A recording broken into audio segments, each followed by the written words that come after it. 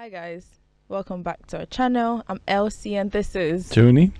Well, today we're having a very relaxed conversation as compared to what the last few podcasts have been.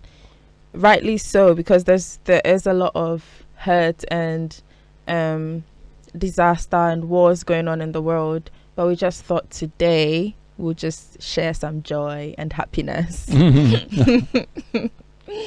So yeah, we've got Good News Network to help us with that. I know it's quite difficult to be able to see the good things going on in the world in the midst of all of this darkness. Yeah. But there is some joy and happiness going on in the world in the midst of all. Some good things. Yeah, true. There are some good things to see. So we will share a few of those with you. So first on the list is about someone who lost her ring in a sewer, and policemen helped her to get it. And if you want to know how they got it, they used a device that they fabricated on their own. Wow. Yes. And it was a metal pole that they just found on the streets. And I must say it was very nice of the policemen, because they were on a trail of a runaway, but they stopped to help this woman. So how they did it was to get a metal pole, and they used masking tape and a paper clip attached to make a hook up. Oh my god. Very impressive and creative. And I was just saying that I can imagine that would be the kind of thing that you would do, because you're very good at just finding creative ways to do things, which is really good. I thought you meant that I'd be so caring I would stop to help somebody. Wow. No. Yeah, so that is one thing. That is one nice thing happening in the world. The other thing I think is something that you're quite interested in, because I think you've mentioned a couple of times about how broken down our justice system is.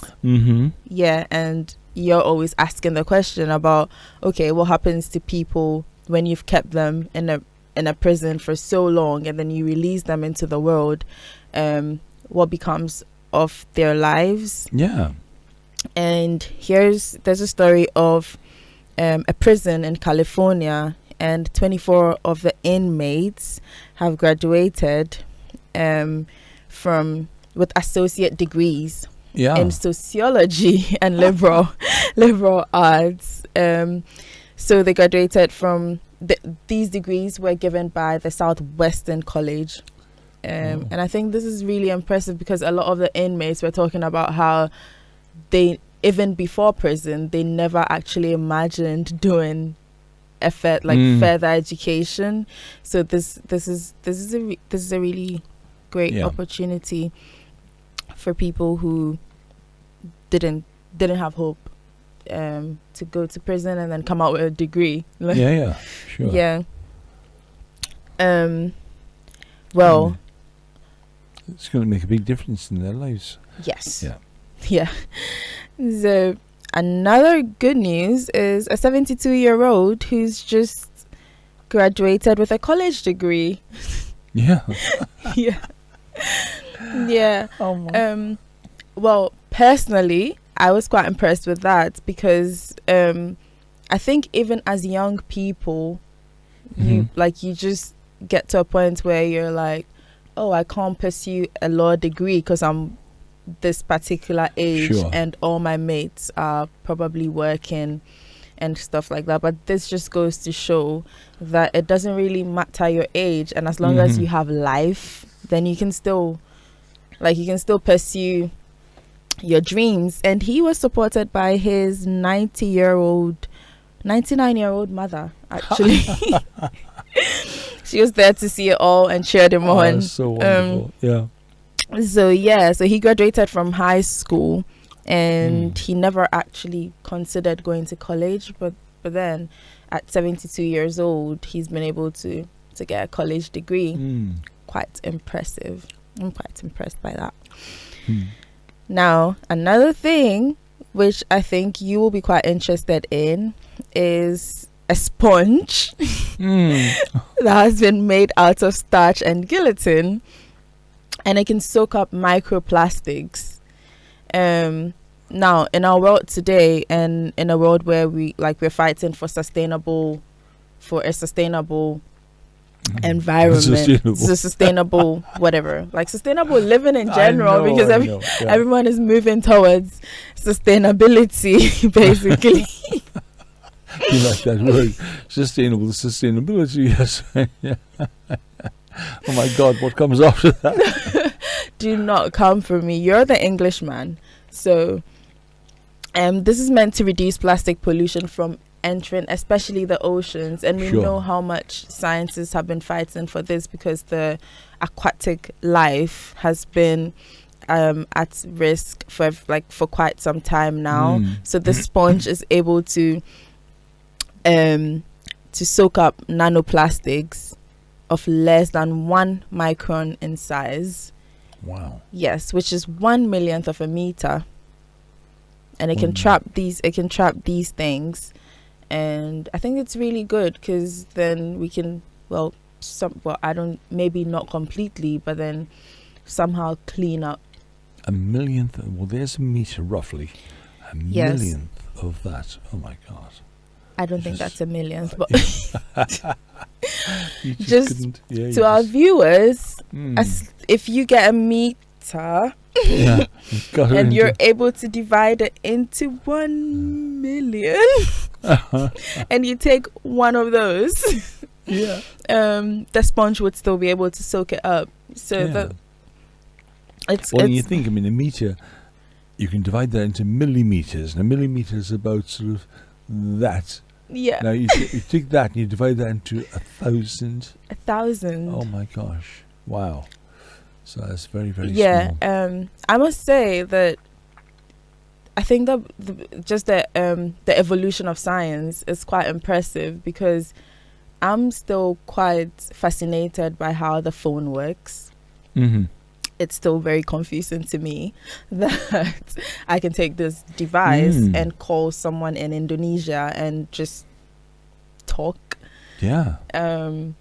And I might sound very ignorant, but then maybe the IT people would probably understand the technology of it more.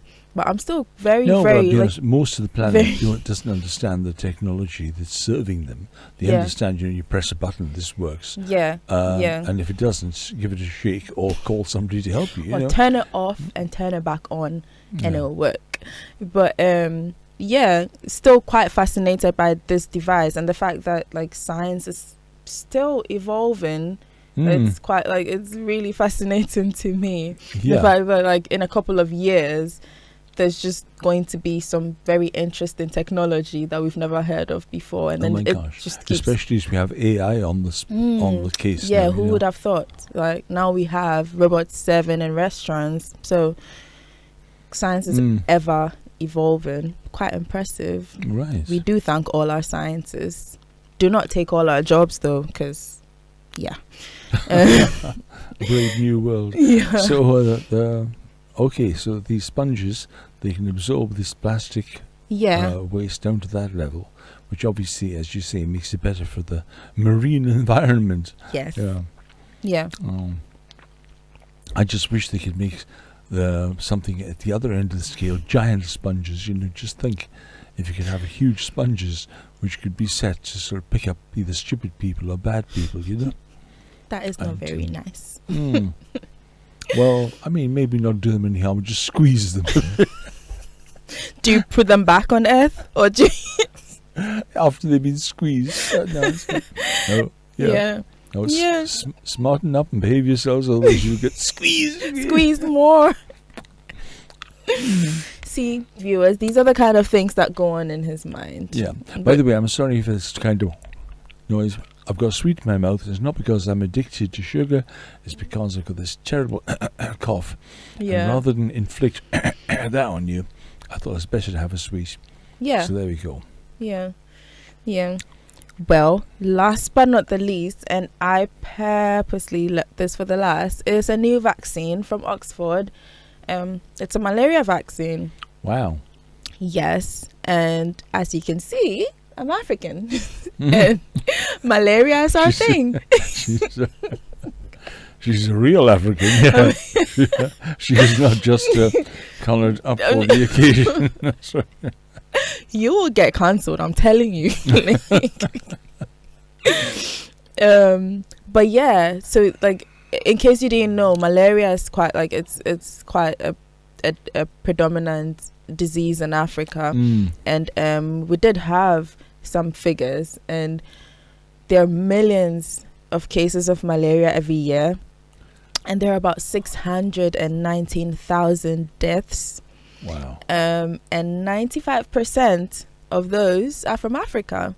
Wow. And you'd wonder like why it's, because malaria has obviously been here for a while, so you kind of wonder why it's taken this long to bring about a vaccine. But what impresses me the most with this vaccine is the fact that it's easier to make, because like, so it has a lower price tag, which is a very important, like an important factor, because then the people who need these malaria vaccines the most are poor.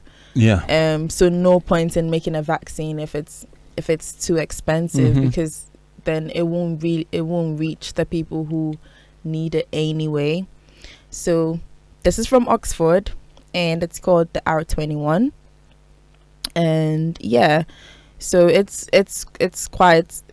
been shown to be safe and effective in preventing malaria, especially in children, which is the group who get to the most. So it is quite impressive. And on that note, this is our contribution to love and light in the world. I've got some personal good news as well. Yes. It's in the last 2 months. It's actually 2 months to the day. In the last 2 months, I've lost 8.5 kilograms. Woo! I'm sort of back on track now. Quite impressive. Yeah. It is 30 odd kilograms to go, because I mean, it was just killing me, this weight, and just I feel really silly because I know what I should be doing. But there's the thing about lots of things in life. True. We might know what we should do, but then doing it and sticking to doing it is the difficult bit. You know? No, that is a really it's a really important lesson to because a lot of things we know what we have to do. Is just about just doing it. That's probably what makes the difference between people who make the difference in the world. Like the differences between those who actually do what they have to do, and then those who know what they have to do but don't do it. That's right. Yeah. So we do not take your 8.5 kilograms for granted at all. We're very proud of you, and losing 8.5, that is a lot actually. 8.5 kilograms. So I'm quite impressed. Only another 35 to go. One day at a time. But so we have come to the end of our program. And if you've watched to this point, I'm guessing that you have enjoyed it. So kindly like, comment, subscribe, share. And until next time, it's bye for now. Bye.